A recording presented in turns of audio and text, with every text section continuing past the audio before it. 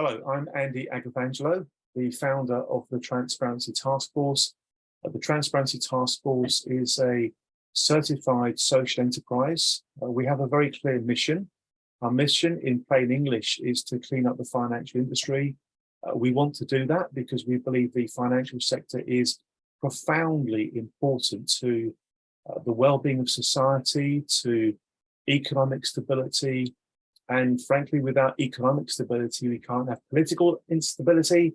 And if we haven't got political stability, then everything's a complete mess. So we truly do believe that the work we are engaged with to try to clean up the financial industry is remarkably important. We go about our work in many different ways. Much of it is about engaging with those that we characterize as having the power and the position to make a difference.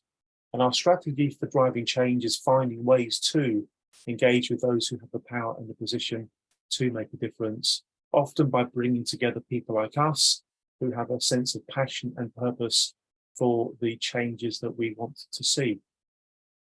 I genuinely believe that today's conversation, and it is going to be pretty conversational, today's conversation is going to take us right to the heart of the matter, that interesting sort of intersection between the world of finance, the world of big business, the world of government, and our democracy. And we're going to be looking at things that are sometimes a little bit uncomfortable to face up to, but I think it's becoming increasingly obvious to more and more of us that our democracy isn't working as intended. So as you know, folks, this event is all about Positive Money's reports entitled The Power of Big Finance. It examines the power and influence that big finance wields in society and its impact on politics and the economy. The report essentially argues that the concentration of financial power in the hands of a few large institutions has significant adverse implications for inequality, systemic risk, democratic accountability.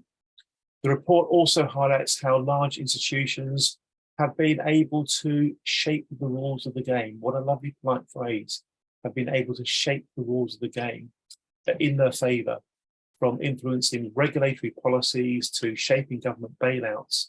The report draws attention to the dominance of finance within the UK economy in particular, and also how it unintentionally diverts money away from the real economy, dampening productivity, and frankly, taking our economy out of balance, out of kilter. So this is, as I said earlier, a topic of immense importance and immense interest for the Transparency Task Force.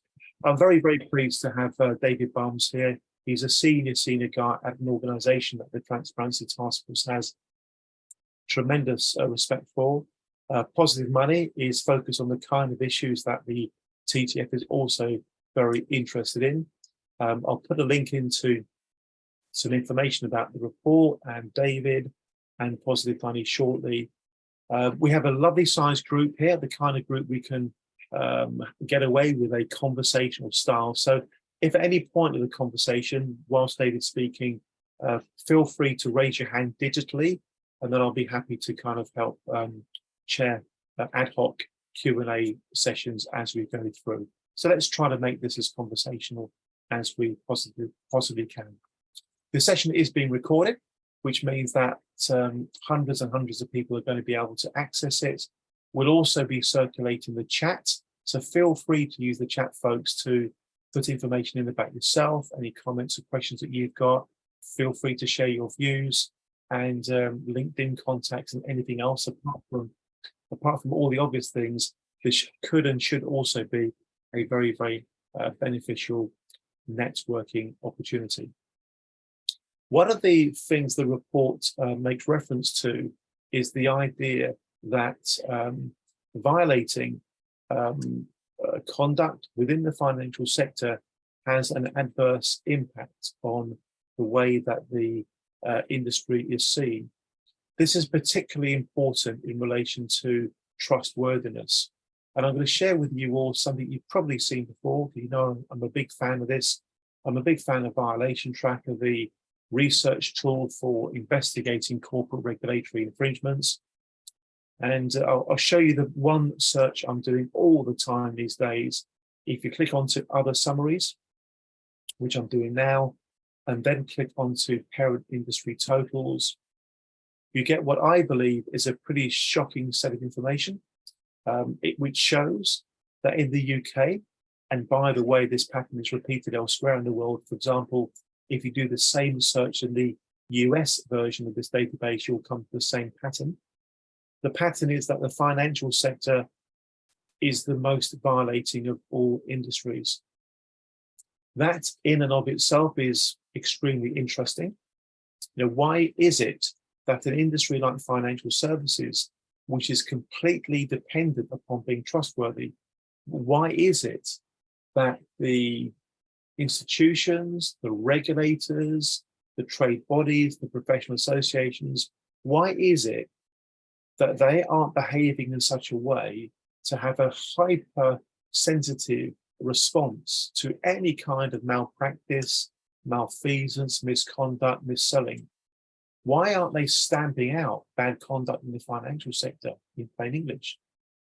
You think they should want to do that because the financial industry, above all other industries, is the most dependent one on trustworthiness. The Latin word credere is the word that gives us credit. The entire financial ecosystem is built on the idea that it is believable. Credere is Latin for to have belief in. So there's a huge disconnect between the financial sector being an industry that needs to be trustworthy and the financial sector that actually behaves so badly that it is fined more than any other industry. In plain English, what I'm saying, ladies and gentlemen, is the financial sector shouldn't be anywhere near the top of this naughty list, but it is. And not only is it the top, it's the top by a long, long way. The fine count for financial services since the year 2010 is coming up to £5.5 billion. Now, how much malpractice have you got to do to be fined £5.5 billion? And not only is it the top, it's the top by a very, very long way. Aerospace and military contracting comes in second place with only roughly £1.5 billion. So there's a huge gap between the worst offender financial services and number two, which is aerospace and contracting. Furthermore, and this is going to take us into the heart of today's conversation, I believe. Furthermore, if you click on financial services, as I've just done, you get the top 10 parent companies. NatWest Group, Barclays, Lloyds, UBS, JP Morgan, Deutsche, Credit Suisse, HSBC, Citigroup, Glencore. All pretty much household names, aren't they? Some of them spending a fortune on advertising to try to portray this institution that's one to be trustworthy, horses running on the beach and all the rest of it. And if you scroll down, you get the individual fines. And what this particular search shows us is a fundamental problem. Because if you scroll down this list of fines, ranked by how big the fines are, you see a pattern. The pattern is a pattern of recidivism. The same organizations are being caught doing the same sorts of things over and over again. Now, this doesn't really make sense. It really doesn't make any sense at all, because the primary purpose of the financial regulatory framework is to bring about good, honourable, ethical conduct in the financial sector, to protect consumers from harm and to make sure the City of London does a decent job, stable markets and all the rest of it. But what we've got here is a pattern whereby the perpetrators, the banks, make a fortune doing something dodgy. They get caught, they get fined. But it's the individual innocent shareholders of those organizations who are the ones actually paying the bill. And there's remarkably little focus on the personal accountability for the individual perpetrators within those institutions. And of course, the executives tasked with executive oversight, stewardships, governance, risk management, conduct. The global financial crisis, according to Mark Carney, the governor of the Bank of England, the global financial crisis gave us the obvious need that there was insufficient personal accountability. And that led to the senior manager certification regime, which, as daft as it now sounds, the government's actually got an agenda to roll back those regulatory protections. So there really does seem to be something rather strange going on. And the only way we can explain it is by taking a close look at the evidence, which is what David and his team have done at Positive Money, and start asking questions about how much influence the banks have on policy and regulatory processes, and how effective are they at pushing back. This really is going to be a very, very, very interesting conversation. I'm sure we're going to agree on that. I'll be introducing to David just in a moment. He's got some slides to share. Please do feel free to pop comments and questions into the chat. Raise your hand digitally or otherwise if you want to come in, and at an appropriate point, we'll enable that to happen. Ladies and gentlemen, if I can first of all, of course, ask you to put your hands together with me to thank David and his team for producing the report and for David being here to talk to us all about it. David, thank you very, very much indeed. I hope you also enjoy the conversation you're going to be having, David. Please do take yourself off mute and share with us your thoughts. Thank you very much indeed. Thank you. Great. Thanks very much, Andy. If I remember correctly, I actually presented some early preliminary findings of this report at a TTF event a few months prior to publication.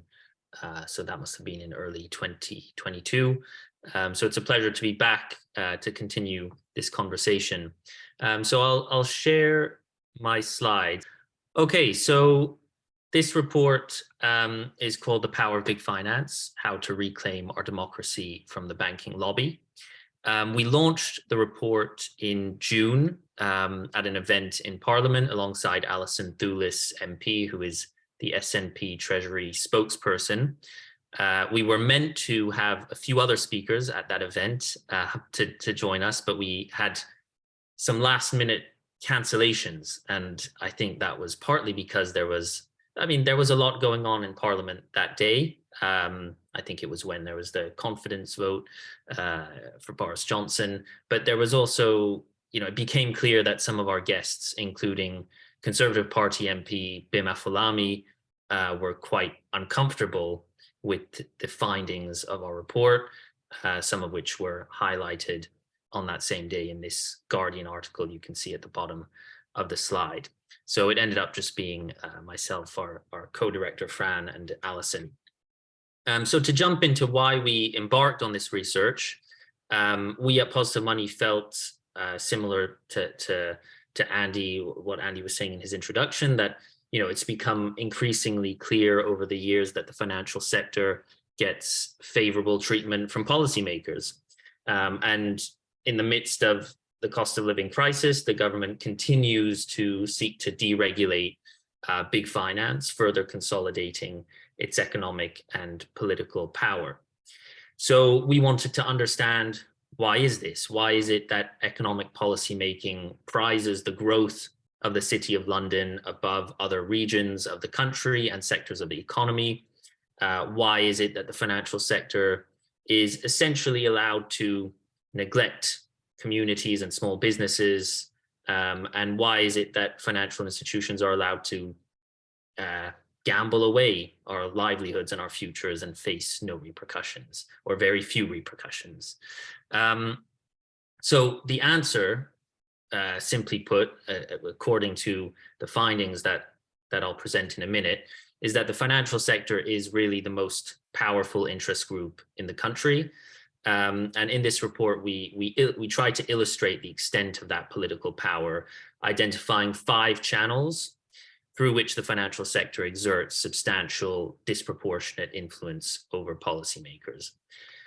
And it's worth noting that our report focuses on the UK, but of course, recent events in the US show that there are major similar issues over there. For example, the CEO of Silicon Valley Bank, SVB, was one of the one of the figures lobbying policymakers to lower the threshold at which banks are subjected to enhanced prudential standards, such as,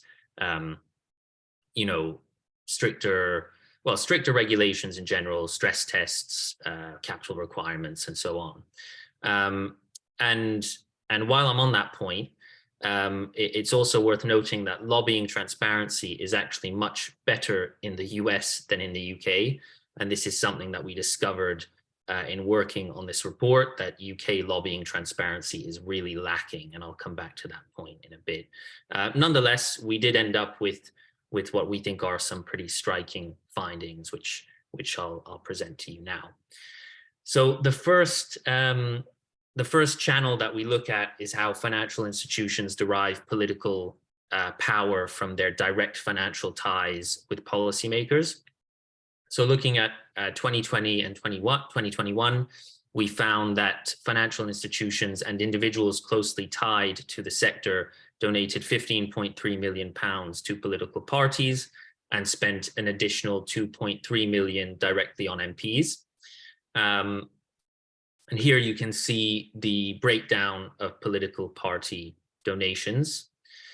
So quite clearly, Conservatives at the top. This, I'll remind you, this is 2020 and 2021. We could be seeing some shifts now, now that Labour are doing a lot better in the polls. I've heard there's some finance sector money going into the Labour Party. There already was some when we did this report, but it was pretty minimal. But that could be changing. Yeah, at some point, if we're able to, we'll update these figures. So another striking figure on this front was that for MPs that provided services in exchange for their payments, you can see here that their hourly rate was on average £2,738. That's 10 times the average managing director wage and 63 times the average financial sector worker wage. That figure is, somewhat skewed by a small number of MPs that received inordinate sums for very little work. And these financial ties are actually even more widespread in the House of Lords, where a fifth of peers have paid positions in the financial sector, including half of the peers on the Economic Affairs Committee, which is responsible for investigating matters related to economics and finance. We don't know how much they're getting paid because peers are not required to disclose specifics about their income. There are different transparency standards in the House of Commons versus the House of Lords.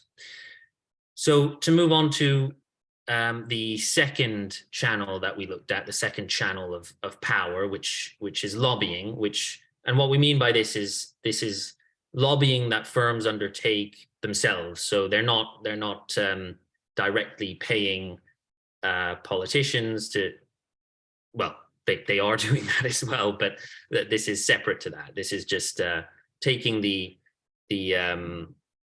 hired sort of politicians out of the mix. What are firms doing to lobby policymakers themselves? And so the first thing we looked at, and that you can see in this pie chart, is the proportion of Treasury Minister meetings per sector in 2020 and 2021. And we found that close to a third of Treasury Minister meetings are with financial institutions and their lobbyists, which is far more than any other industry or interest group. So you can see the financial sector's meetings in dark purple and the finance lobby in bright green. And so this amounts to a total of 296 meetings with institutions and individuals representing the interests of the financial sector. And as you can see here, Treasury ministers only met with think tanks, charities, and campaign groups a combined total of 50 times, and trade unions just 15 times throughout 2020 and 2021. So this really, in our view, deprives civil society of the platform it needs to put forward a counter perspective to industry interests. And taking a longer view, we can see that finance has dominated ministerial meetings throughout the past decade, actually. So, for example, lobby group UK Finance has had 217 meetings with the UK government between 2012 and 2021. We also found that 18 finance lobby groups had a combined annual turnover of more than £145 million in the, again, 2020 to 2021 financial year. And this is on top of the 115 million spent from the City of London Corporation's City Cash Fund, as well as the resources that individual financial institutions are deploying in their own lobbying efforts. And it's again worth mentioning here that we don't actually know how much money financial institutions are spending on lobbying in total every year, because they're simply not required to disclose that data. We have a register of consultant lobbyists in the UK, but the vast majority of lobbying is done by in-house lobbyists, and there is no register for in-house lobbying. So, you know, these were just, this was, we did what we could with the publicly available information. So here we looked at the financial statements of the lobby groups, and this is what we found. But of course, the total amount that individual financial institutions are spending on lobbying goes beyond this. I do see there's a hand up. Yeah. Thank you, David. Thank you. I was going to say, when it's convenient, please do pause, and you've just done that perfectly. Dave, this is already absolutely fascinating. I'm putting various comments and questions into the chat, which we'll come back to, but I know that Anthony Stansfeld wants to come in here. Anthony, if you wouldn't mind, for David's benefit, please explain a little bit about your background, because I know that you are hyper interested in this whole topic because of your life experience. So please, Anthony, let David know a bit about your background and why all of this is so relevant to you, and then please jump to your specific point. Thank you. Yes, David, I was the Police and Crime Commissioner for the Thames Valley, which is one of the biggest police forces in the country, and we did the HBOS major fraud that came out of Reading. Two other police forces had turned it down, as had the SFA, and it was a fraud approaching £1 billion. We prosecuted on 245 million. The one lesson that came out of it when they went down for 49 years is the only way you ever win these cases is through a criminal prosecution. You never win them in a civil court. But it costs us £7 million to bring the case, and in spite of Lloyds being fined 45 million, reduced from 65 million because they cooperated, which they didn't with the police, Thames Valley got none of the money back. And the one lesson that went out that really it's enormously expensive to investigate a major fraud and prosecute it, especially when you don't have any support whatsoever from central government for doing so. But what I found very interesting is that Thames Valley, in spite of my best efforts, and I think a change of personnel within it, didn't follow up a lot of the case.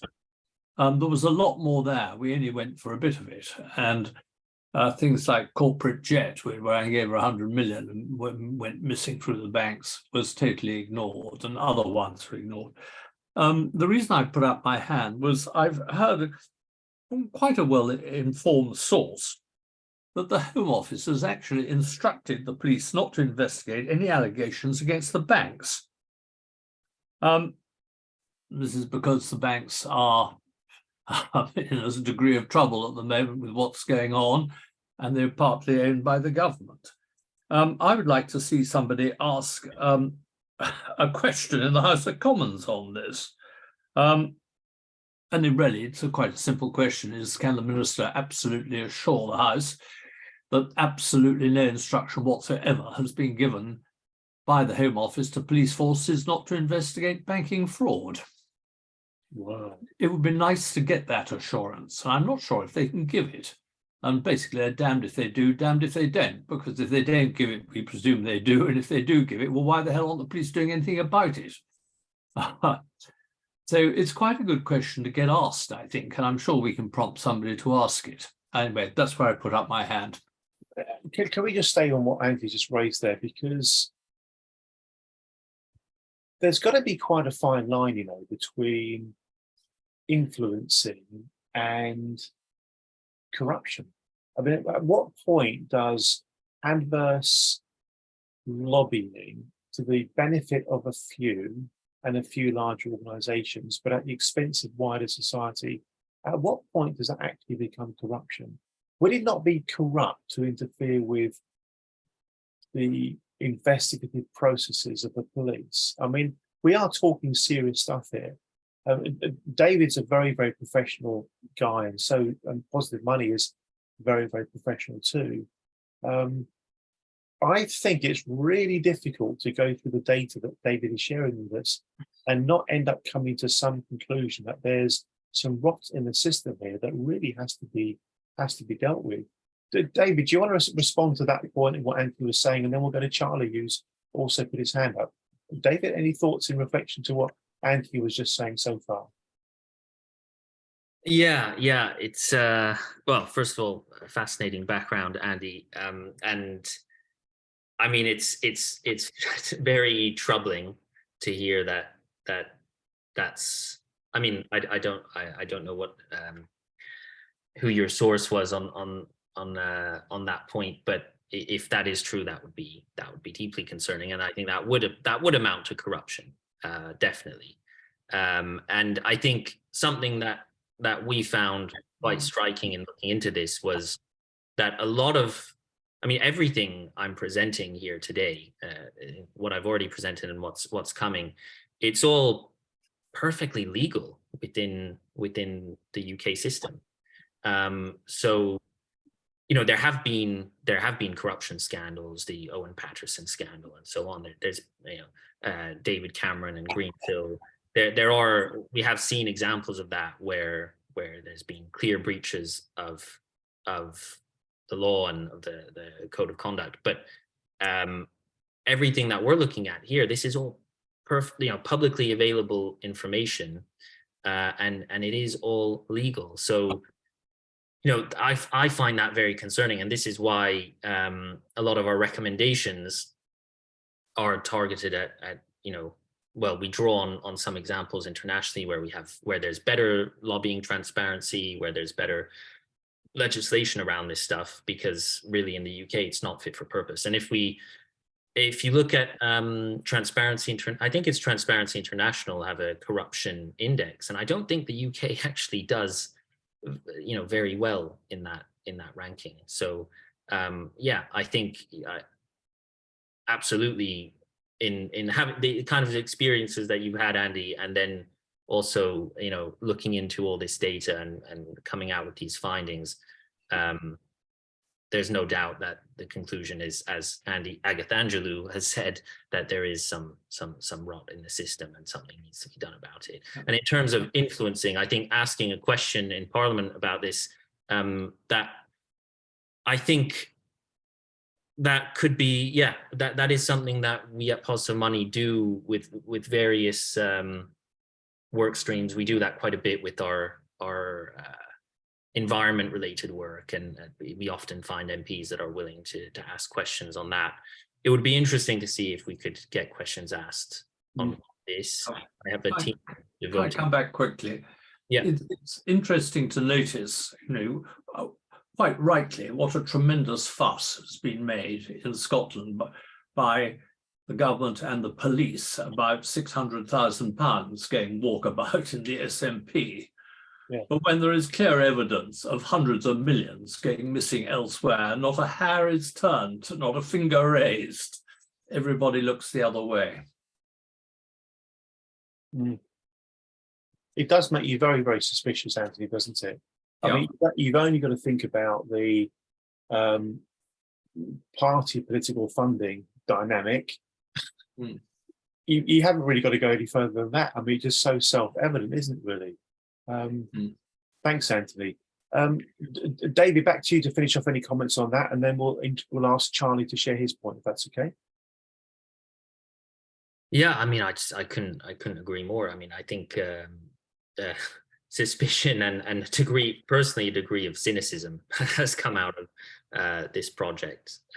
So, you know, it is difficult to see the path forward in terms of changing the balance of power. This is the single project, I would say, that we've done at Positive Money that has been the most difficult to do political influencing work around. It was, the media found it, some media platforms were interested in it, but policymakers were generally not very interested in it because it's, it doesn't fit well with their agendas. It's almost like an awkward agenda for them, isn't it? On one hand, they're probably thinking, no smoke without fire. There's probably some seriously dodgy stuff going on here. But if we try opening up this can of worms, where's it going to stop? And at some point, we might regret opening up that can of worms because, for argument's sake, we need the money from the banking system to do this, and this. And I think that when they lobby, they often talk about protecting jobs, don't they? The City of London is responsible for this many high quality jobs and this much in tax revenues. It's almost like a kind of blackmail, economic blackmail. It's frightening stuff. That's why this is so important. That saying, sunlight is the best disinfectant. This whole topic needs a great big ray of sunshine all over it to drag it out into the open. Thank you very much, Anthony and David. Let's go to Charlie. Charlie, do you want to come in with your point here? Thank you. Yeah, thanks, Andy. Can you hear me all right? Yeah, please. And please do introduce yourself. You've got such an interesting background, first of all. Thank you. Okay, so I'm a finance consultant. I trained as an accountant. My dad ran Schroders back in the day. And then I became a trader and campaigner for a while until depression took over, and then an independent journalist. And I did some work for a few of the channels, BBC, RT, as you do, before the invasion. One of the frustrating things, great to have Anthony Stansfield on the call, by the way. I'm a great fan of your work. Just wanted to say that. One of the most frustrating things for me, let's take out all the details because you'd be here for hours and I don't want to bore you with it. And we've got to finish this presentation. But if anyone else tried any of this stuff, virtually everything would be called attempting to pervert the course of justice. And Anthony knows exactly what that means. I was actually on bail for it myself many, many years ago for 6 months, and they ended up with no evidence and had to do a no further action. But that seems to be completely legal in the UK political and lobby system. Whereas if the ordinary person even tries anything remotely like that, they'll be slapped with an attempting to pervert the course of justice charge so quickly their feet wouldn't touch the ground. And that's the frustrating thing. And that's where the media comes in again. If the point was got across that this is what was going on, people would take it much more seriously. But all this fraud and corruption and lobbying is so normalized in our system, especially in the UK, especially when it comes to financial services. This is why nothing ever gets done about it. And then the potential fines just get greater and there's less incentive to do anything about it. Like Andy rightly said, there you go, that's my point. Charlie, thank you very, very much indeed. David, let's go back to you. You might want to respond to what Charlie just set out and or just dive straight back into your slides. And thanks for that little detour by way of a bit of a Q&A. Thank you, David. Yeah, thanks very much. I didn't catch all of that. My sound was off, but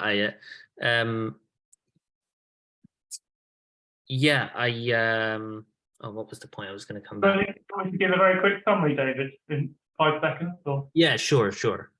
Yeah, I was just saying that virtually all this lobbying or the Home Office being told not to investigate anything through the banks, whatever, forget all the details. If the ordinary person tried any of this nonsense, they'd be slapped with an attempting to pervert the course of justice charge virtually within a second.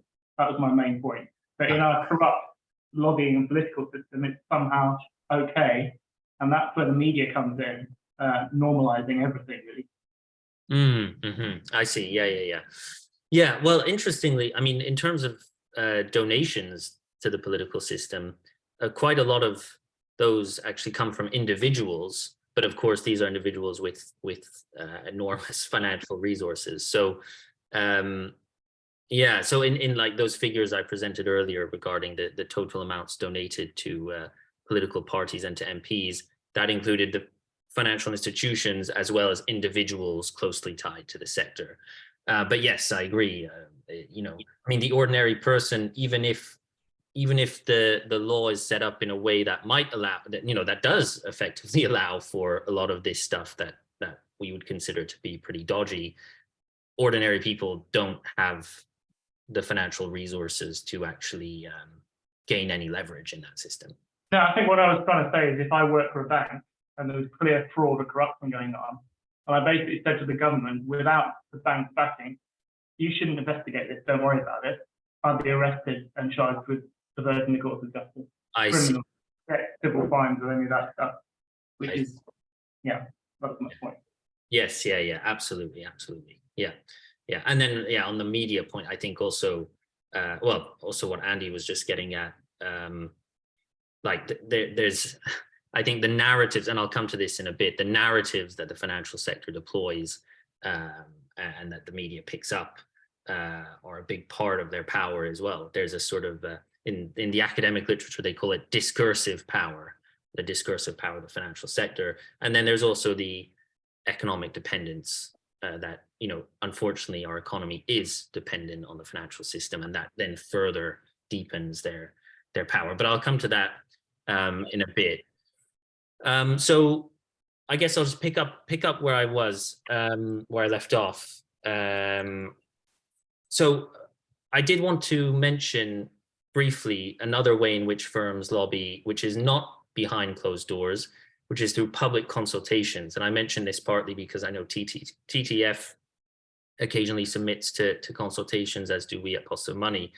And we looked at some existing academic studies on consultation submissions. And as expected, the evidence essentially shows that the financial sector and other private sector firms submit the vast majority of submissions to consultations on financial regulation, while submissions from unions, consumer protection groups, academics, and NGOs are few and far between. Existing work on this, it does date quite a few years back, so it would be interesting to see if we've gained any ground on that front, as we have been working on that in civil society. But that is something that I think also individuals interested in this stuff and with professional backgrounds and in this type of work can submit to consultations. The problem is they're often quite technical, but even high level responses I think are useful. And so a final point on lobbying, I think it's also, I'm not sure if I have a slide, no.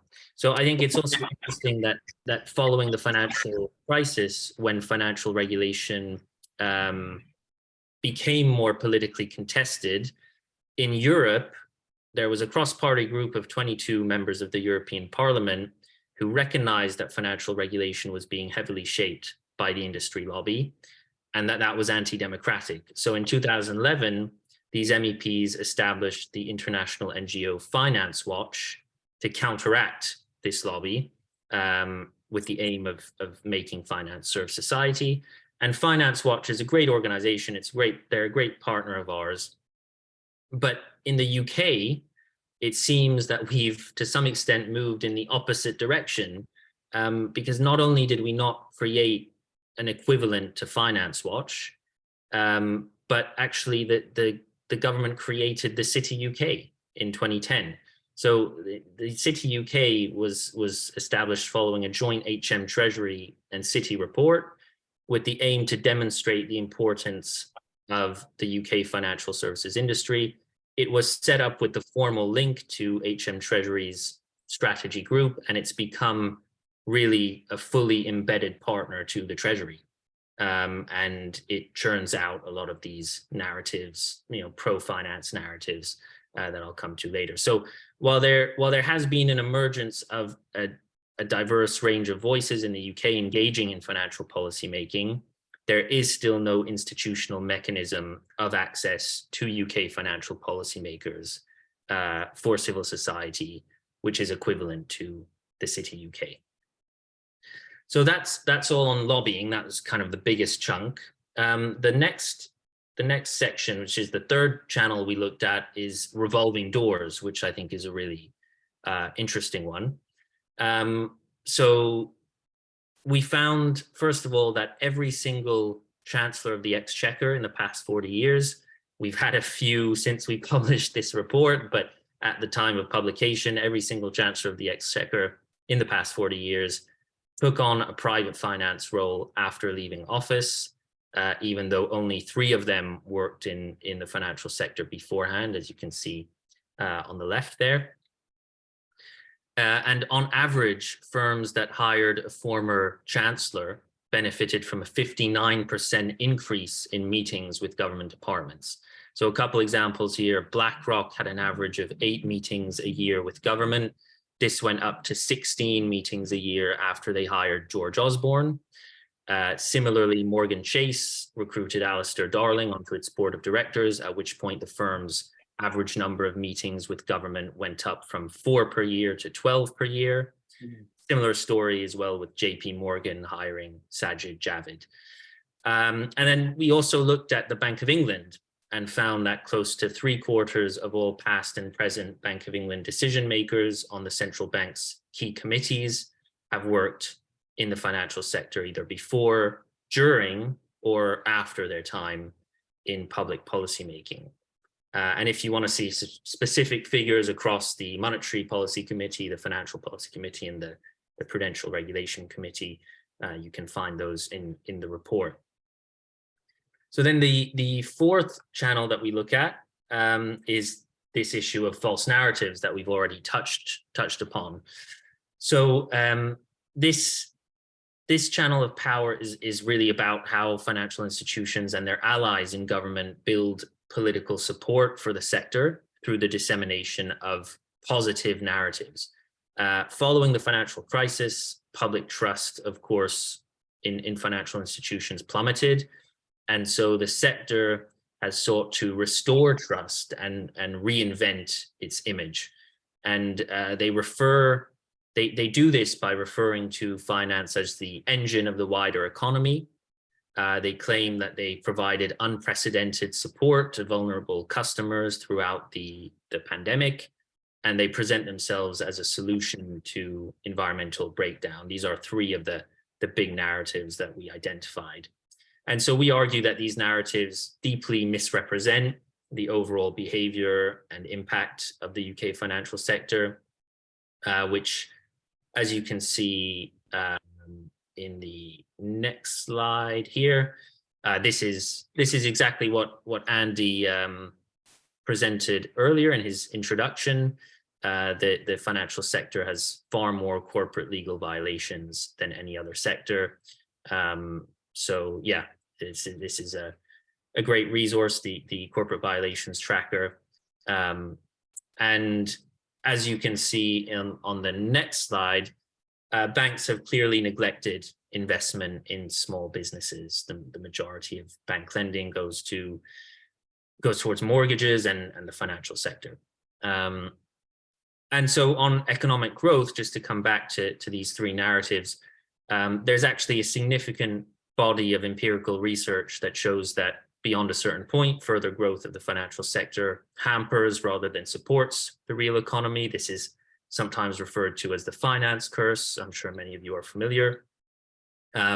One study estimates that the excessive size of the UK's financial sector may have cost the economy £4.5 trillion in lost growth between 1995 and 2015. Regarding the narrative of support to struggling customers, the second one I mentioned, we show that large financial institutions have really failed to provide adequate support to vulnerable customers throughout the pandemic. They continued to close bank branches and ATMs.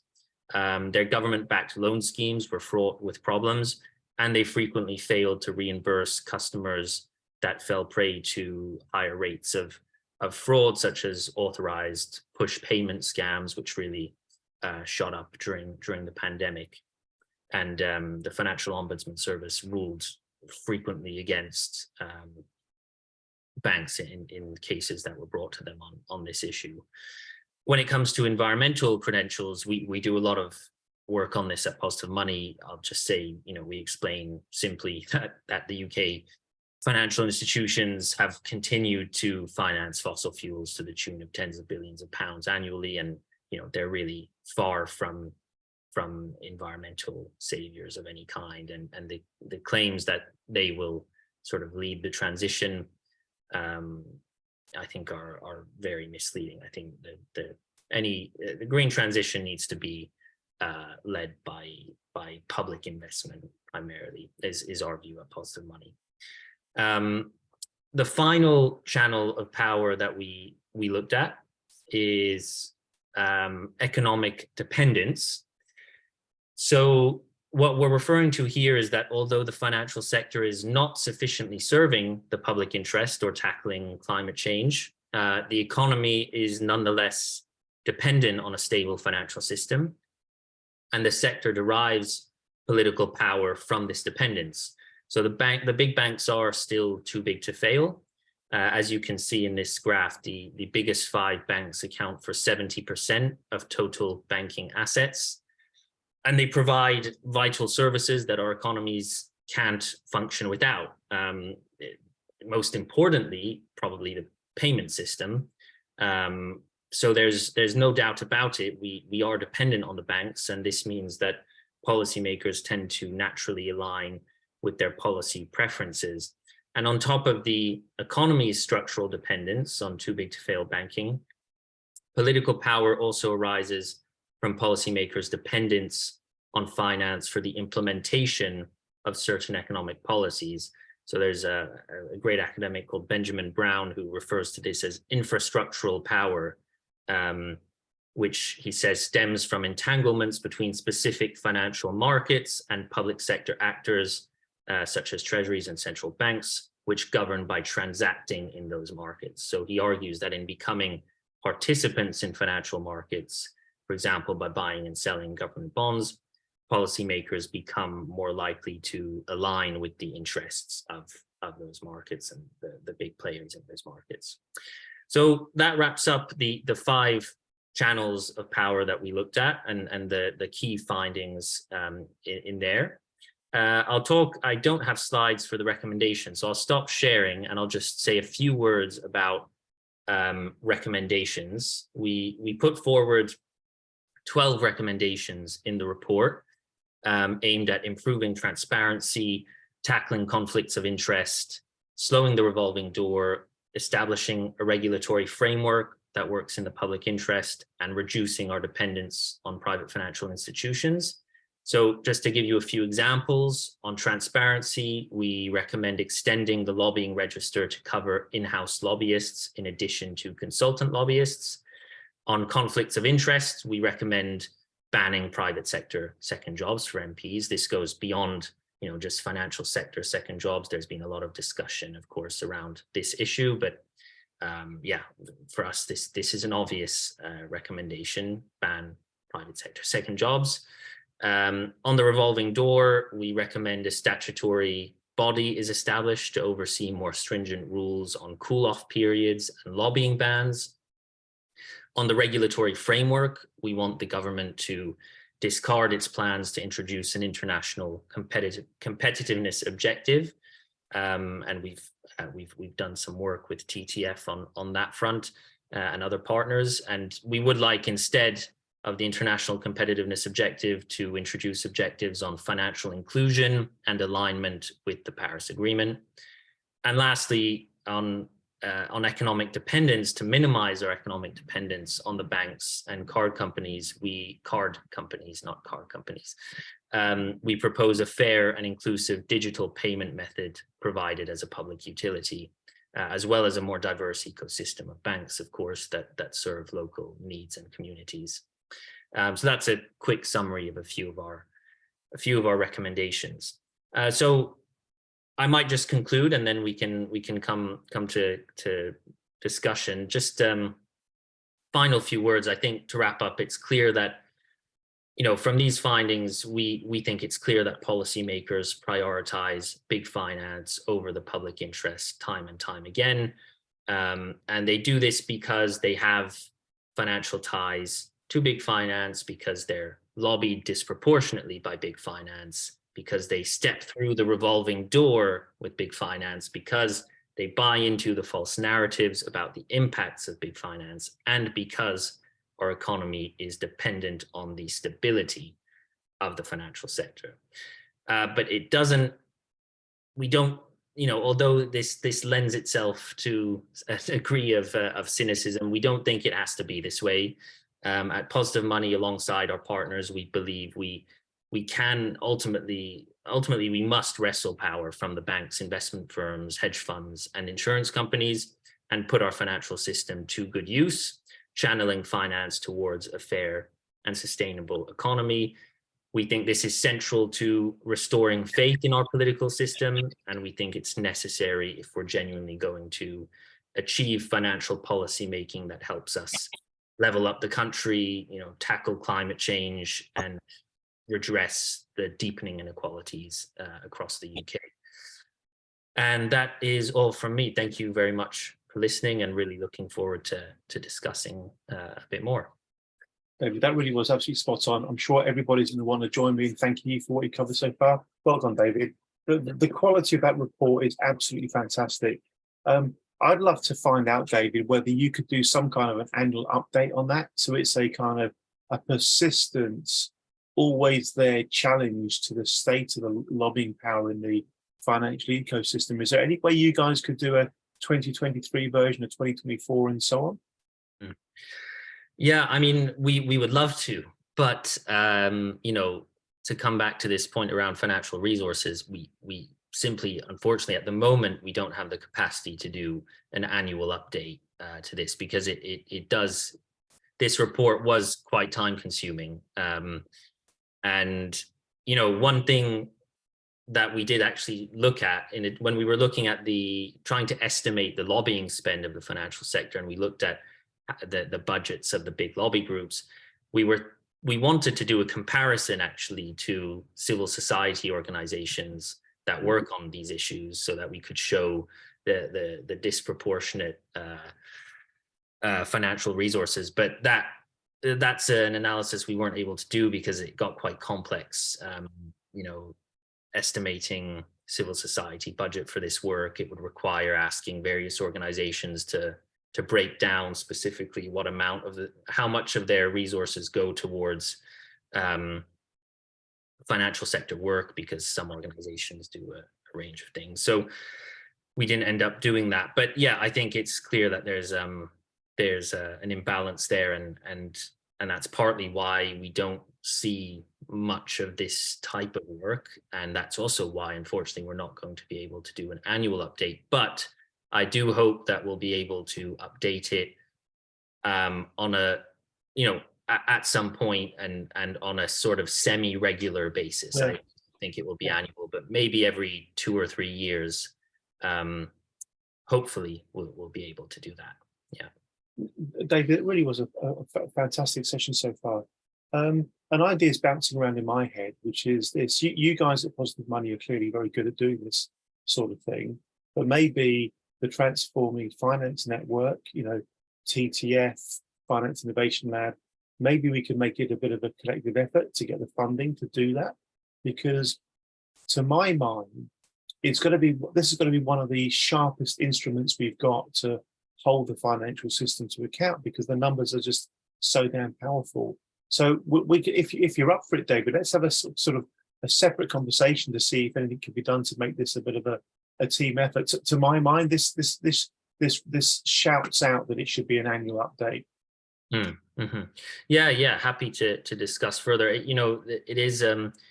We did do a small piece of follow-up analysis with the Finance Innovation Lab, who, of course, co-convened the Transforming Finance Network, and so we looked specifically at the peers in the House of Lords that were advocating in favor of the competitiveness objective. How many of them had ties, had paid interests in the financial sector, and we found that every single one of them did, if I recall correctly. It was pretty cool thing to recall, but yeah, I'm pretty sure the finding was every single one of them. I can send that over But yeah, so we've done that little bit of follow-up analysis on the peers. I'm sure we could do other small bits, but yeah, to do a comprehensive piece looking at all these different sources of data, then yeah, I think we need to bring in some more resources. But yeah, be good to discuss further, Andy. Thank you very much indeed, especially as we've got the election about a year and a half, whatever it is away. There's going to be, I'm sure there's going to be a lot of interest, David, in this kind of topic. We'll speak further on that if you wish. I see we've got Charlie's hand up, then Eric's hand up. Let's go to Charlie, then to Eric. Charlie, again, your thoughts, please. As loud as you can, because we can't hear you all that well, Charlie. Thank you. Is that any better? Yes, please. Thank you. Okay, a few things. David, thanks a lot for that. Yeah, so MP salaries, I mean, there's no love lost between me and MPs, but just bear in mind that a salary of an MP is less than an incompetent accountant earns in London. I'm just going to put that one out there. Regarding regulation, I was involved with Paul Moore before he sadly passed away. He dealt with positive money in terms of spreading awareness. And one thing I will say is you can regulate till the cows come home, but if they don't enforce regulation, then a lot of it can be pointless. But I'm sure you know that already. And my final point is, obviously I work in the media space, and I constantly see people having completely the wrong idea about how money is created and used, especially by high street banks. So my understanding is that when someone goes in to get a loan for a mortgage, for example, the money is created at that point by the bank, not by a central bank. And then when money is repaid, it disappears from the system. And that creates a certain amount of inflation based on all the other things that are going on in the economy. I hear people going on for hours about money printing by the government, but presumably most of the money that's created is by high street banks. And therefore, whether you agree with that or not, surely we should as a society be having a proper conversation about how much money is actually being digitally created by these high street banks and what it's being created for. In other words, how much for mortgages versus how much for productive small businesses, and how much is that contributing to insane asset and house prices today, even though we've had zero interest rates for 2 decades.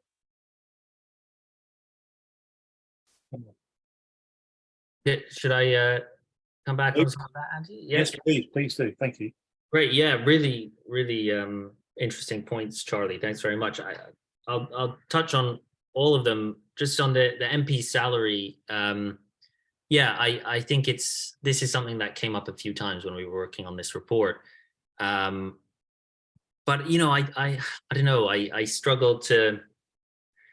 I don't really see it as I mean, I'm not to say that this is what you were suggesting, but just to be clear, I don't see it as a justification for for taking private sector second jobs. I think, it is they are earning over 80 grand, which does, I think, put them in the top 5% in the UK, I believe, which some people refuse to believe, but I'm pretty sure that is correct. I also think maybe we need more people in our politics for whom that would represent a big pay increase. I think it's kind of a problem that so many of the people in Parliament think that this is really insufficient, and that they need to be taking tons of money from private sector firms.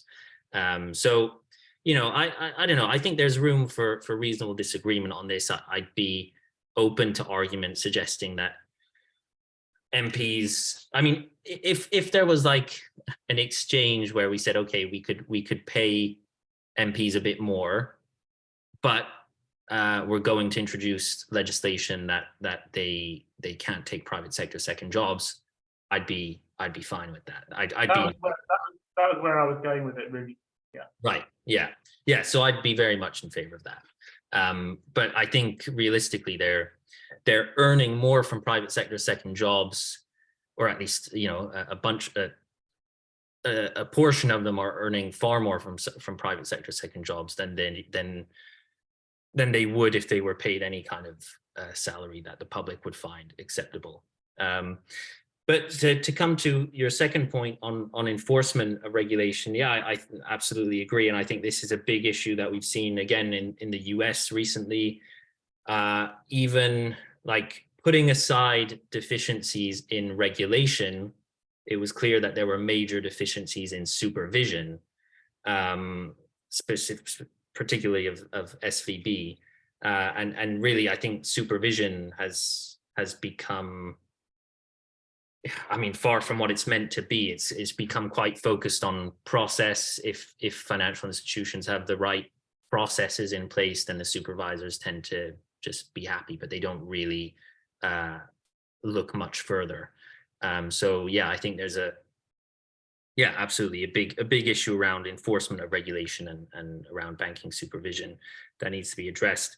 On the money creation point, that this is a big one for Positive Money. It's kind of how Positive Money got started, was working on this issue of commercial bank money creation, highlighting that's how the majority of money in our system is created, getting the Bank of England to write about that and talk about that and stop talking about banks as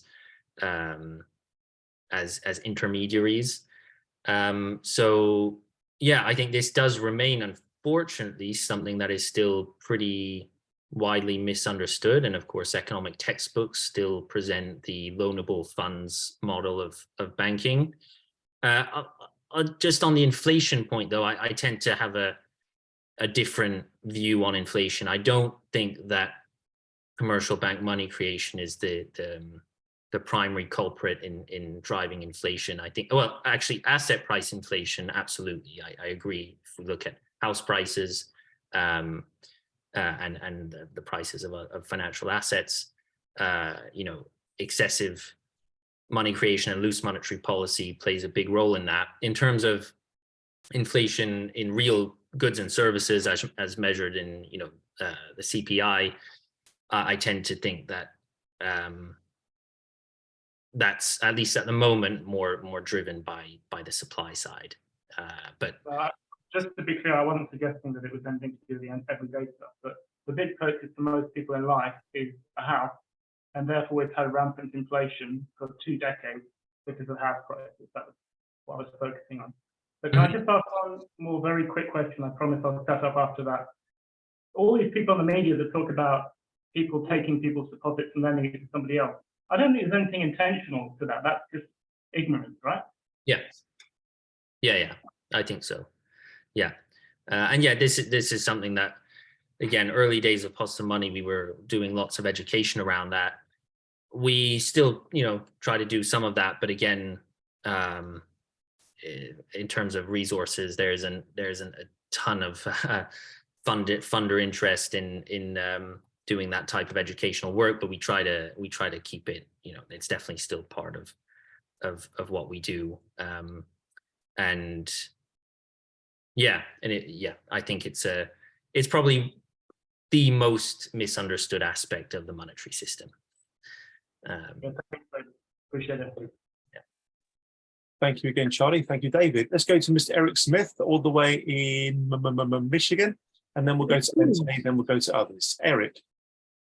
Yes, thanks, Andy, and it's great to meet you, David. Good to hear your analysis. I had put a question in the chat, and I'm assuming I know the answer from everything that you've said, that you do not have a similar report for the U.S., but you're cognizant in general of what's going on in the U.S. that may parallel what's going on in the U.K. Is that correct?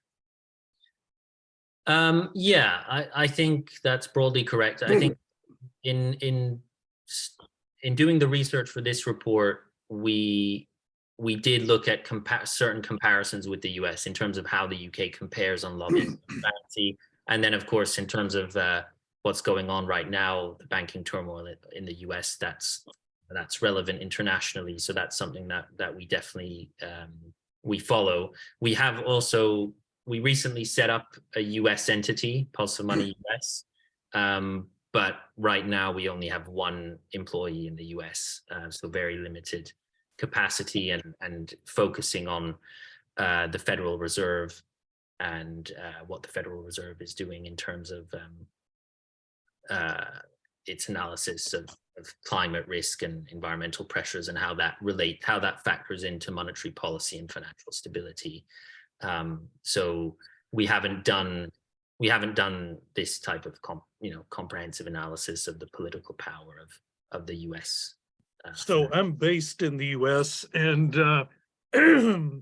this whole area is of significant concern.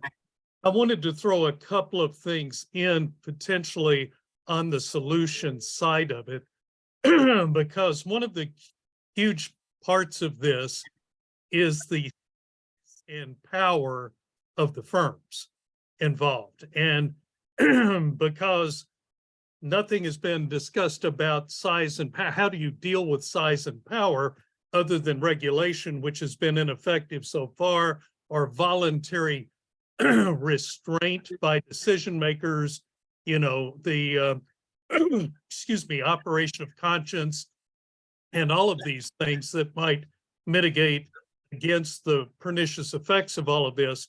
One of the things that we're looking at is the fact that, and this is the subject of a lot of commentary in the US, is that the growth of passive investment choices, index funds and ETFs, have now put over $10 trillion of investments in the hands of BlackRock that are voting the proxies on these companies. Similarly, huge amounts of money in Vanguard and BlackRock being the two biggest, State Street being a third. Probably between the three of those, there may be in excess of 15, almost approaching $20 million worth of stock ownership. And this is voting stock in companies, and it's allowing the upper echelons of these three companies to control political agendas, business decisions, all of this, which is a huge concentration of power, which I'm not sure that, your report made some glancing blows to that, but this is what's going on in the US. And one of the things that we're looking at, and Andy and I have had this discussion sort of this morning, is that we're trying to introduce a methodology to enable individual investors and investment advisory firms to comparatively evaluate the investment choices, mutual funds, ETFs,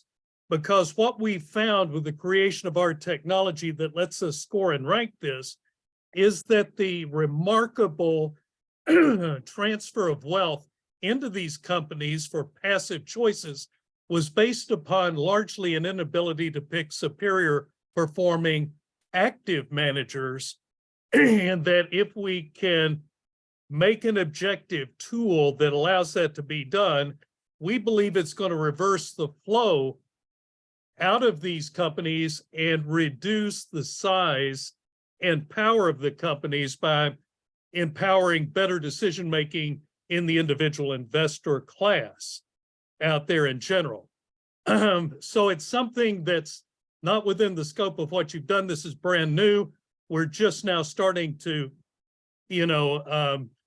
introduce this. I'm happy to give you some insight into it because I think it goes to the basic problem of just the tremendous accumulation of power in the hands of several big entities, and there's no inducement for them to change. So that's the point that I wanted to make. Thank you, Eric. Thank you. I'll just comment on that, if I may, David, just on a couple of points in relation to what Eric said. The general point that Eric's making, which is that there is too much power in too few hands, I think is a very, very valid one. There almost needs to be some kind of democratization of the system, because the system is no longer really supporting democracy. It's supporting those with powerful commercial influence to continue to become more and more successful. I'm not in any way anti-capitalist, nor is the TTF, but there are different styles of capitalism, and the style of capitalism we seem to have right now in our society is a kind of capitalism that's almost quite caustic or aggressive or short-termist, and it really does put the interest of the few above the interest of the many. David, going back to your point about the solution side, you actually touched on something earlier that I think is actually very, very significant. And if I may, I'm going to share my screen just to share a couple of thoughts with you. Earlier, you were speaking about Finance Watch. So this is the Finance Watch website, and exactly like David said, this entity, this pro-consumer watchdog, is basically either partly or mostly funded by the EU. It was set up by the European Union to campaign on behalf of consumers as a counterweight to the massive banking lobby in Europe. I think the European banking lobby spends 350 million euro a year. That's a big number. There's another similar organization in Europe, Better Finance. The Transparency Task Force are associate members of Better Finance. And again, this is an official, formal part of the regulatory landscape in the EU, funded by the European Commission. And in the United States, we know this organization pretty well, the CFPB, the Consumer Financial Protection Bureau, which is something that the United States created as a consequence of the global financial crisis. It's there to stick up for consumers. There really isn't the equivalent of that kind of organization in the UK, a sort of state-funded pro-consumer entity designed to speak up for the consumer and be the counterweight to the massive, massive lobbying forces of the banks. We've had a couple of interesting conversations with some politicians about the idea that there really ought to be in the UK the equivalent to the Consumer Financial Protection Bureau or Finance Watch or Better Finance. And it is conceivable, not under the current government, and that's not a party political comment, just that this current government is very, is 180 degrees away from this kind of thinking. But it's conceivable that if there were to be a new government, the idea of proper funding for pro-consumer campaign groups really could come to the fore, and then it could carry out the kind of challenge that is so desperately needed. I just thought I'd throw that in passing. David, do you want to respond to that with any thoughts of your own? And then we'll go to Anthony, who's got his hand up. David. Yeah, thanks, Andy. First, briefly, just wanted to come back to the point on asset managers, and just wanted to say I would really recommend, actually, the academic I mentioned earlier, Benjamin Brown, incidentally, has coined the term asset manager capitalism. And he's done a lot of great work on the power of asset managers in our current, macro financial regime. So yeah, I would really recommend his work, and also Adrienne Buller at Commonwealth, and I can put the link in the chat. Common Space Wealth. They're a great think tank focused on public ownership, and they've done work on this concept of asset manager capitalism. And then I think Daniela Gabor, who's an academic here in the UK, is also pretty good very good on this type of stuff, in particular, market-based finance, shadow banking, asset managers. So I'd really recommend her work as well. Again, I'll put those names in the chat. But yeah, Positive Money, we've historically focused on banking, but that we recognize that in a market-based financial system, there's a lot that goes on beyond banking, and so yeah, there's a lot of really important stuff to explore there. In this report, we were looking at the financial sector broadly conceived, so not just banks, although we sometimes use the term banks in campaigning activities as shorthand for the financial sector. But yeah, we were looking at all financial institutions in this report. So yeah, just wanted to mention that. On the what you just mentioned, Andy, I mean, if we could set up that type of institution in the UK, a UK Finance Watch or CFPB, I think that would be a massive win. So yeah, I'd be really interested in hearing about, like, if you have had conversations with MPs about that possibility, and if you think it is something that could happen in, at some point in the next, probably not near future, but in the next 5 years or so, even 10 years, I think that would be a big step forward from where we're currently at, because it is difficult to, as I'm sure with TTF, Andy, and we face this at Positive Money. It's not easy to bring in the money for this type of work. No. So It's as we all know, it's a massive sort of David and Goliath battle at the moment. We're kind of fighting with sticks and stones, and our enemies have got tanks, machine guns, rocket launchers. It's actually quite incredible that we get any notice at all, given the relative size. The asymmetry of power between the two sides is enormous. If you think of it in terms of a tug of war, at one end of the tug of war, you've got us lot, at the other end of that tug of war rope, you've got these massive, great big, hundreds of year old institutions who are responsible for a high proportion of GDP. We've got a prime minister, again, not a party political point, a prime minister who's ex-Goldman Sachs. I mean, is it surprising that the banking and city sector's got that much influence? Really interesting stuff, David. Eric, thank you. Mr. Anthony Stansfield, you put your hand up. Please do share your thoughts, and then we'll open it up to everybody else. Anthony. Yes, very quickly. David, you mentioned the MP's salary, and I think this is an important one. I mean, an MP is currently paid that of a sort of middle to lower rank civil servant on a local council. I mean, our MP, I think, is paid about a quarter that of our local council leader in the same area. Wow. So you only get, if you're not very careful, you get very low-grade MPs, or MPs who've got a private income outside politics, or somebody who's completely power mad. So most MPs have some sort of external income. It's not cheap living in London for most of them either. And I think the external income business, whether it's union sponsorship, which a great number get, I have to say, or whether they're doing some other job, but whatever it is, of course, they're open to pressure from the people who are providing that money. I think the answer is to be far more like the Americans. I mean, an MP here represents how many voters? Well, 50, 70,000 or something? A congressman in America represents about 1 million people. We clearly have vastly more MPs than they have congressmen. We have far too many MPs, they're badly paid. And we need a new system.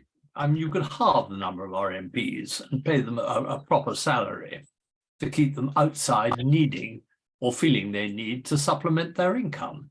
But the fact is, does an MP really want to earn that of a very, very middle to lower rank somebody on his local council? And the answer is they don't. And you're not going to change that. It doesn't matter which political party you're on. So I think there has to be some realism about that. Thanks, Anthony. Interesting points. And I sometimes wonder, if perhaps, I don't want to be too cynical, somewhere in the back of the mind of some MPs, whether consciously or subconsciously, they're saying to themselves, well, I'll be an MP for however many years, it may or may not be a successful time for me, but I'm going to be worth a hell of a lot in the market, in the financial sector or the pharmaceutical sector or some other such high-paying industry once I stop being an MP. And they may have it in the back of their mind, this kind of latent revolving doorism. I think that's particularly the case of what I call the very professional MPs who've come in and never done a job outside. They've come in purely through working in Whitehall, working for an MP or something like that. I think those who come in from industry and elsewhere, there are some very good ones and very experienced ones. But how can somebody who becomes an MP who has never run anything in their lives and just been a private PPS to a junior MP, and that is all the experience they have? So it's not very satisfactory, I'm afraid.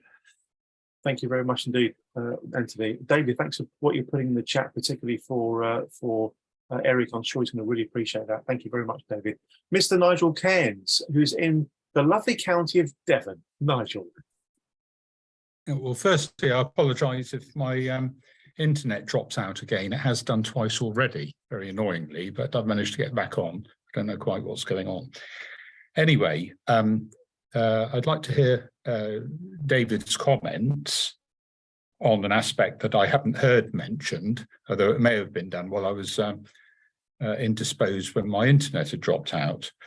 And that is particularly the what I think is the widespread and serious surreptitious lobbying by the major law firms, all of which, particularly the regulatory law firms, all of which are pretty much entirely retained by the banks, the lawyers, the whole of the financial sector, with very, very little interest in instructions coming from the low-ranking consumers. And I've noticed, particularly with the passage of the Finance and Markets Act coming through, an awful lot of what is described as opinion has been coming out from these major law firms that really is singing the hymn sheets of the banks and collectively of UK finance. And I think it's largely very thinly disguised. But I do think it's of absolutely huge impact, because basically the rules governing the banks are what determine pretty much everything. And if all the law firms are effectively nobbled or totally reliant for their incomes on the financial sector, then the whole thing's stitched up completely. And I think it's a very, very serious area that hasn't really been focused on properly. David, do you want to come back on that? It's an interesting point. We are absolutely convinced in TTF land that big law firms working hand in hand with big banks have kind of got a stranglehold around the democratic process. David, maybe we're being too cynical. What do you think? I mean, to be honest, my initial thought in response to that was this would be an avenue for further research, which is what researchers tend to say when they think something would be interesting to explore, but they haven't done so yet. And yeah, the law firms certainly fell outside the scope of our study. But yeah, I'd be very interested in seeing any data on the influence they have over policymaking. I mean, the only thing that comes to mind, which I think came up when we were doing this work, was I think the highest earning MP, other than possibly Theresa May, who was paid enormous amounts for speeches and whatnot. But I think Geoffrey Cox, if I recall correctly, has a second job at a law firm and has earned 6 million or so over the course of his years working as a lawyer while also being an MP. But yeah, that's the only thing that came to mind for me that I came across when we were working on this work related to law firms. But yeah, it was not a focus area for us. But if anybody has anything to recommend on any reading to recommend on that front, I'd be very interested. We've got so much. I'll send you some stuff then, David. Yeah. It definitely is an issue, David. Nigel's right to raise it. Thank you, David. Thank you, Nigel. I did also I think, maybe it was Anthony. I guess he's left now, but I was curious to hear about the pay issue. If Anthony mentioned that MPs get paid a quarter of what his local council leader gets paid, which would suggest that his local council leader is on something like 320K a year, which, if that is the case, I think the issue there would be more with with the council than with the MPs, but maybe that's something we can figure out after the session. But yeah, I was surprised by How much? some of Yeah. that. He does live in a very nice area. I don't know if that's got something to do with it. But just before we go to Stephen Barker, who's kindly put his hand up, I want to, if I may, share my screen again, because we have an event coming up, Tuesday's event next week. So this is the little old spreadsheet that TTF uses to organise its events. And if we go to the one next week, which is obviously the 9th of May, March, April, and May, where are we? May the 9th, we've got an event that kind of relates to what's just been raised, particularly what Nigel was saying, but also this whole conversation. So the event we have next Tuesday is all about the Treasury and the FCA's call for evidence on the senior manager certification regime. And by the way, many of us think this is an attempt to dilute or weaken or eradicate the senior manager's certification regime to make it less effective at holding individuals to account, which we fundamentally disagree with. So it's about that, and also the other Edinburgh reforms.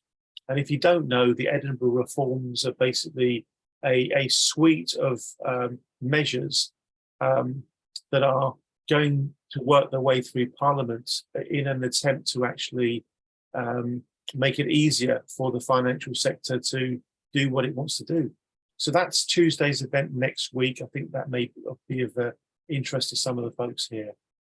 Thank you very much indeed for giving me a chance to explain that. We'll go to Stephen Barker, then we'll go to anybody else who's got anything that itching to talk through, and then we'll look to wrap the session up in a few minutes' time. Mr. Stephen Barker, thank you. Before I speak, Ed's had his hand up a few times. Has he? So you obviously haven't spotted him. Please No, let him speak. Yeah, of course. I'll come back in a minute. I have some comments to make, but Ed's You're there. You're a gentleman to speak up for our Canadian friend. Ed, I'm so sorry, I didn't see you. I'm not seeing everybody on the screen. Ed, please do take yourself off mute and share your thoughts. Thank you. And it's very kind of you, Stephen, to speak up for Ed. Well done. Yeah, thank you. Thank you very much. I look at the financial business and say, what is the tools of their trade? And the tools of the trade is money and debt. The money is supplied by we, the people, as a public utility to support our economy and so on. And we guarantee a good part of the debt. We have a terrible thing coming up in the US now where they want to do away with the limitation on the amount of guarantees that the government makes on debt. And so I believe that we should replace all debt with money, and so that we get away from these fluctuations in our economy by creating more debt and then reducing debt, which is doesn't work very well. We should look at it, the provision of money as a public utility, and we should charge the financial sector for the use of that money. It has a use. All money has a value for its use. And right now, the financial sector pays nothing for the tools of their trade. We tax people to remove money from circulation, and that tax has mostly been applied to our productive sector. It's applied on wages and production of goods and services. The financial sector should start out with a charge for the use of money. We always had money that we thought we put it in a deposit account and we always got 3 or 4% for it and so on. The government should supply the money and the financial sector should pass that on to the people who use it, because money should be created equally for all citizens of the country. And it is if it's produced by the government, and the government spends it equally for all citizens of the country, and that produces and puts that money into circulation. So now we are circulating debt instead of real money. And so I think that we have a big problem there that has to be cured. We have to do away with the government guaranteeing debt, and we should have the government provide the tools that the financial sector are using, and the use of those tools. If the banks only charge for risk, their overhead, and their profit, they're charging nothing to the users of money for the money itself. And that, I think, is a terrible, undemocratic and uncapitalistic way to run a country. Thank you very much. Ed, your thoughts are always so interesting. Thank you very much indeed for sharing them. Thank you, Ed. Thank you. Let's jump to Stephen Barker, then to anybody else who's itching to come in with something, then we'll wrap up. Thank you, Ed. That was very interesting indeed. Stephen, back to you. Thank you. David, your initial comment, which unfortunately you didn't really develop, if I may say, was the difference between the UK and the US, and with regard to its regulatory regime or regimes. And I've just returned from the United States, and interestingly, I was first of all in upstate New York, very conservative sort of area, not politically. In fact, there's quite a lot of Democrats up there, and then down to Florida, which is very much Republican politically.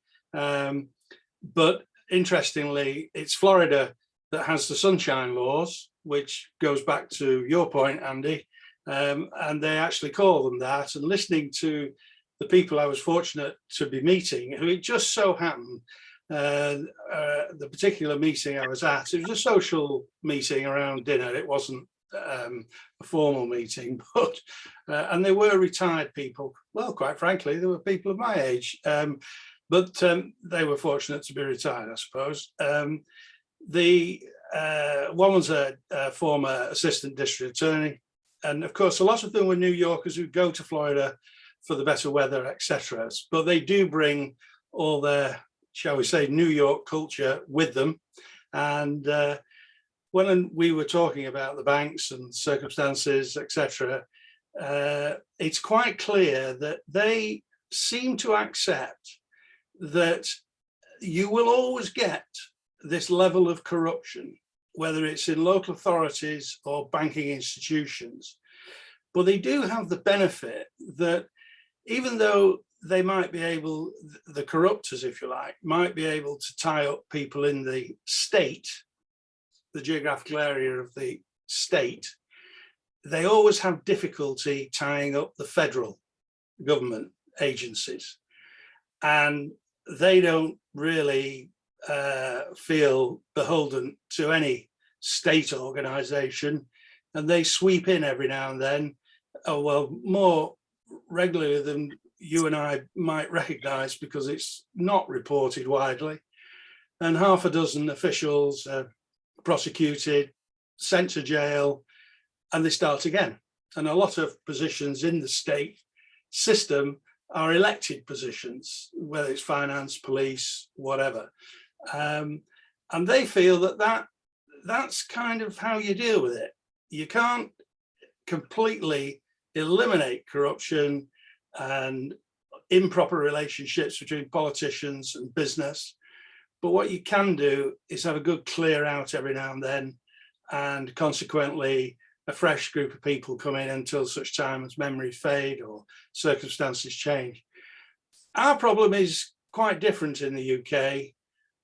We really do hesitate, and Anthony, who perhaps is not on the call now, but Anthony has experienced the difficulties of moving against the establishment in its widest context.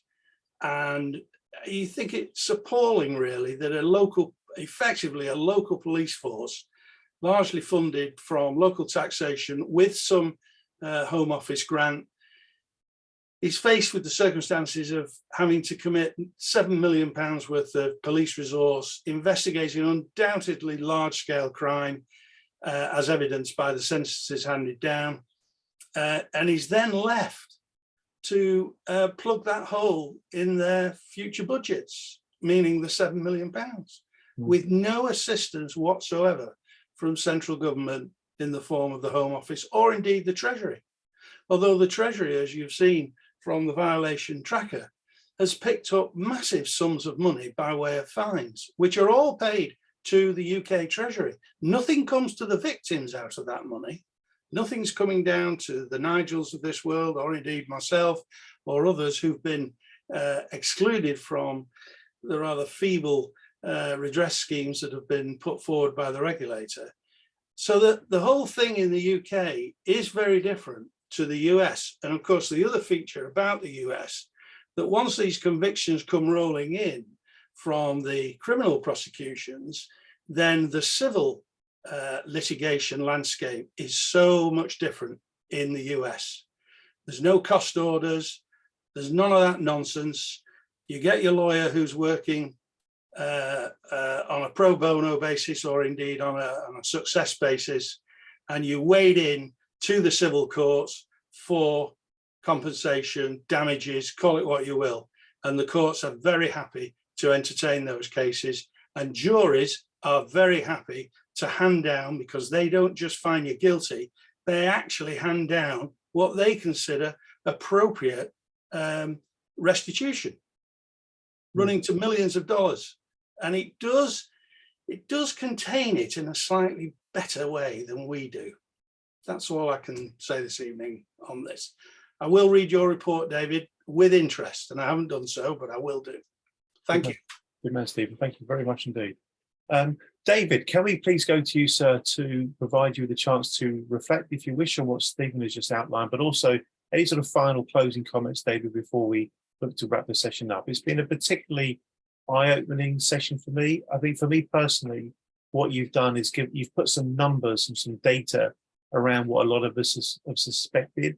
And if I had to summarize it in just a few lines, it would be that there is obviously, the system is being gamed in plain English. The system is being definitely allowed to work for the interests of the few at the expense of the many. I'm starting to sound like something out of Star Trek. Anyway, David, back to you, sir. Thank you. Thanks, Andy. Yeah, I mean, first, I might also just say a quick couple words just on Ed's points. I just want to say, Ed, I think I agree on at least two aspects of what you mentioned in terms of the provision of money as a public utility, and in terms of taxing the banks. I'm all for that. We have a campaign at Positive Money on a windfall tax for banks.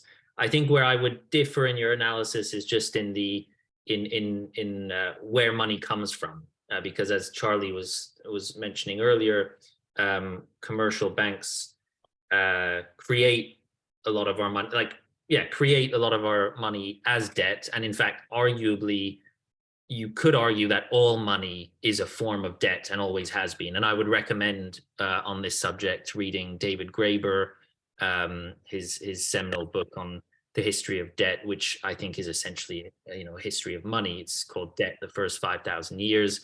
And there's also some other good books on this subject, where money comes from. One is actually called Where Does Money Come From? And then there's also a great paper on money creation in the modern economy by the Bank of England. Is that one of the books? The Monetary Turning Point by Huber just came out. Oh yeah, Joseph Huber. Yeah. Okay. Yeah, and as he said, the age of bank money has passed its peak. Mm-hmm. Right. Is one of the chapter headings. Right. So, yeah. Okay. So I just wanted to come back briefly on that, and then just on Stephen's points. I think I would just draw a distinction here again between, I guess, what you might call, corruption, let's say illegal corruption, as in real,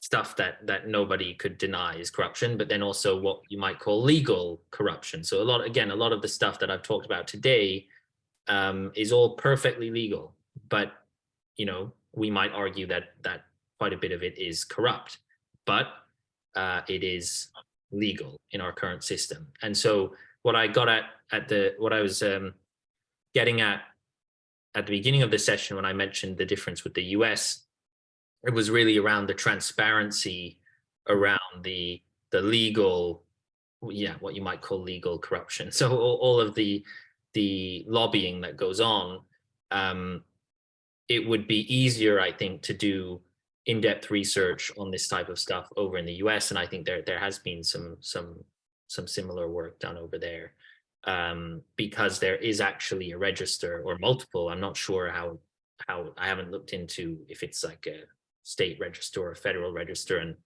you mentioned some interesting points on corruption at the state, or cracking down on corruption at the state versus federal level. But in terms of the lobbying transparency, lobbyists are required to register much more information in the US. They have to, I think actually they have to register details of not just what they're lobbying for, but actually the specific pieces of legislation they're seeking to influence.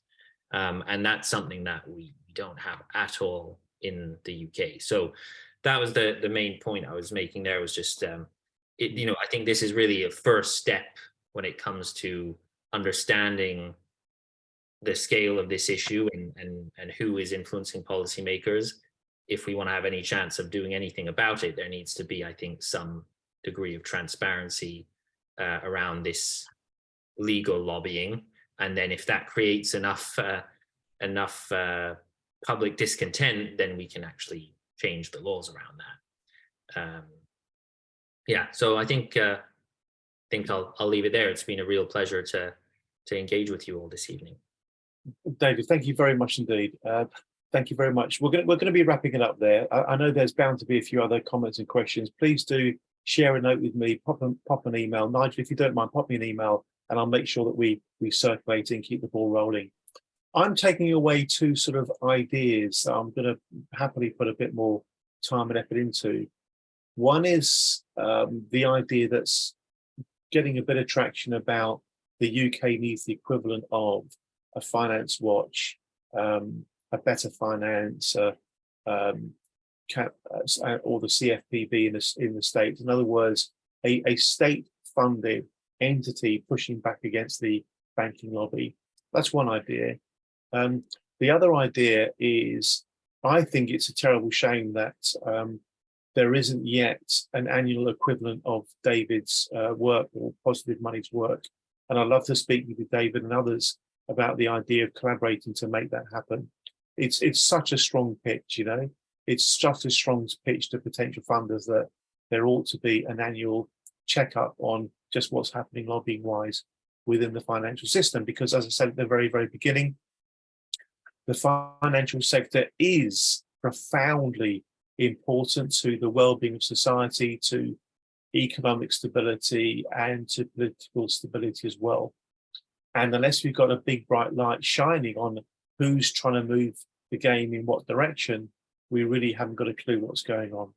On that note, can I please ask you to join me once again? Thank you, David, for his session tonight. It's been a really good conversation, David. Thank you very much. And thank you to everybody for participating so fully in the chat we've just had. We wrap it up there, folks. Thank you all very much indeed. Good night. Cheers, David. Thank you very much indeed.